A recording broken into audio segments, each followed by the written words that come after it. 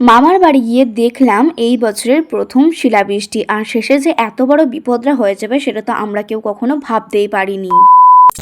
So hello everyone, my name is Mon and welcome back to my another mini blog. তো তোমরা তো জানোই যে বেশ কিছুদিন ধরে আমরা আছি দিদুনদের বাড়িতে, মানে আমার মামার বাড়িতে। আর তার কারণ দিদুনদের বাড়িতে চলছে এখন অষ্টপ্রহরের অনুষ্ঠান, মানে ব্রহ্মচারীর অনুষ্ঠান। তো সেখানেই আমরা সন্ধে হতেই বেরিয়ে পড়েছিলাম যাওয়ার জন্য। তো অনুষ্ঠান দেখার পরে আমরা এখন চলে এসেছি বাড়ি, আর বাড়িতে আসার পরে এখানে দেখো শিলাবৃষ্টি শুরু হয়ে যায়। সো প্রথমের দিকে তো একদম ছোট্ট ছোট বরফের টুকরোগুলো পড়ছিল মেঘ দিয়ে, যেটা দেখতে তো ভীষণই পরিমাণে ভালো লাগছিল আমাদের। আর এই বছরের প্রথম শিলাবৃষ্টি আমি আমার মামার বাড়িতেই দেখেছিলাম, আর মামার বাড়িতে বরফ কোরানোর একটা আলাদাই কম্পিটিশন চলছিল। আর সত্যি কথা বলতে গেলে ছোটবেলা থেকেই না, যখন আকাশ থেকে বরফ পড়তো বৃষ্টির সাথে সাথে, তখন কিন্তু আমরা ছোটবেলা থেকেই প্রচুর বরফ কালেক্ট করতাম।